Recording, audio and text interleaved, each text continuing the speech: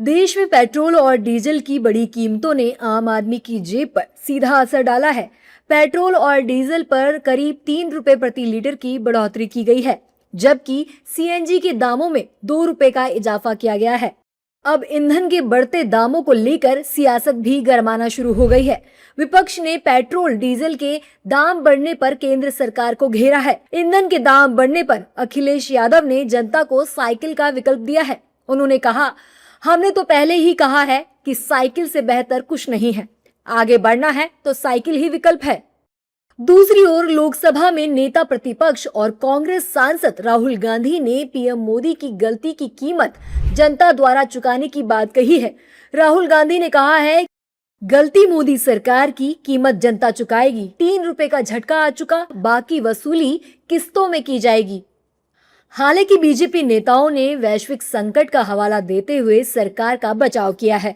BJP नेताओं का कहना है कि रूस यूक्रेन युद्ध, अंतर्राष्ट्रीय तनाव और कच्चे तेलों की कीमतों में उछाल का असर पूरी दुनिया पर पड़ा है और भारत भी इससे अछूता नहीं है।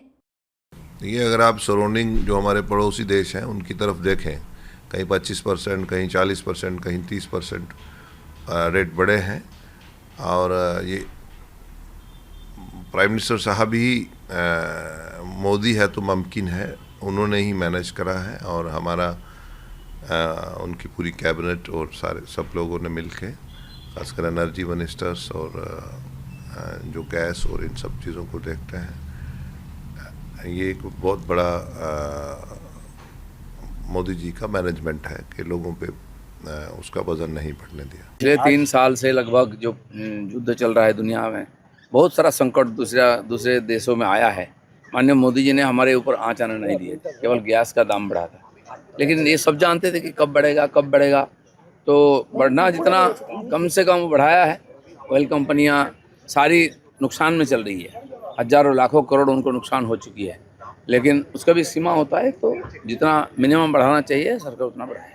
लगातार कई माह से युद्ध चल रहा है, वैश्विक संकट है, क्रूड ऑयल का दाम बेतहाशा बढ़ रहा है और आपने देखा पेट्रोलियम पदार्थों पर लोड नहीं पड़े, जिसके कारण स्पेशल एक्साइज ड्यूटी प्रधानमंत्री जी ने हटाया।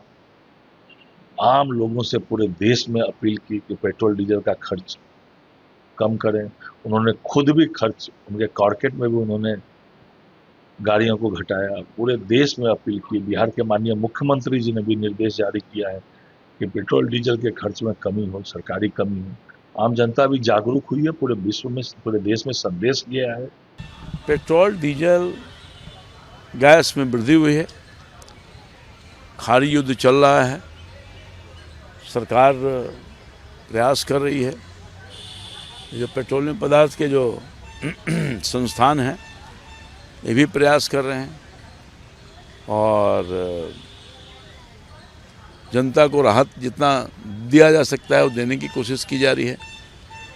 मगर संकट तो है, इसमें कहीं दो मत नहीं है, तो उसके असर जनता पर तो पड़ेगा ही कुछ न कुछ।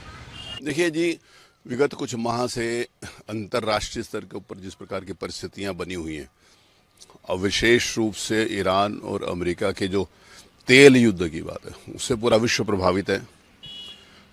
हमने देखा है कि जो डेवलप्ड कंट्रीज़ हैं अमेरिका सहित, उसमें क्रूड ऑयल के दाम बढ़ने की वजह से 2 गुने तक रेट हो गए।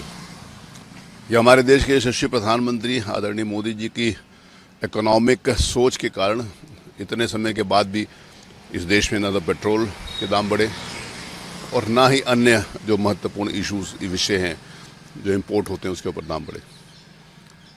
लेकिन यह समस्या है और विश्व की समस्या सबके सामने है और ये देशवासी भी इस बात को समझते हैं। बता दें कि भारत अपनी ईंधन का जरूरत का बड़ा हिस्सा विदेशों से आयात करता है, इसलिए ग्लोबल मार्केट में तेल महंगा होते ही असर देश में दिखाई देता है। लेकिन विपक्ष इस दलील को जनता के जख्मों पर नमक छिड़कने जैसा बता रहा है। वहीं दूसरी ओर आम आदमी के लिए पेट्रोल डीजल की बड़ी कीमतें अब सिर्फ तेल तक सीमित नहीं रही, क्योंकि ईंधन महंगा होते ही ट्रांसपोर्ट महंगा होता है और फिर खाने पीने से लेकर रोजमर्रा की हर चीज की कीमत बढ़ने लगती है।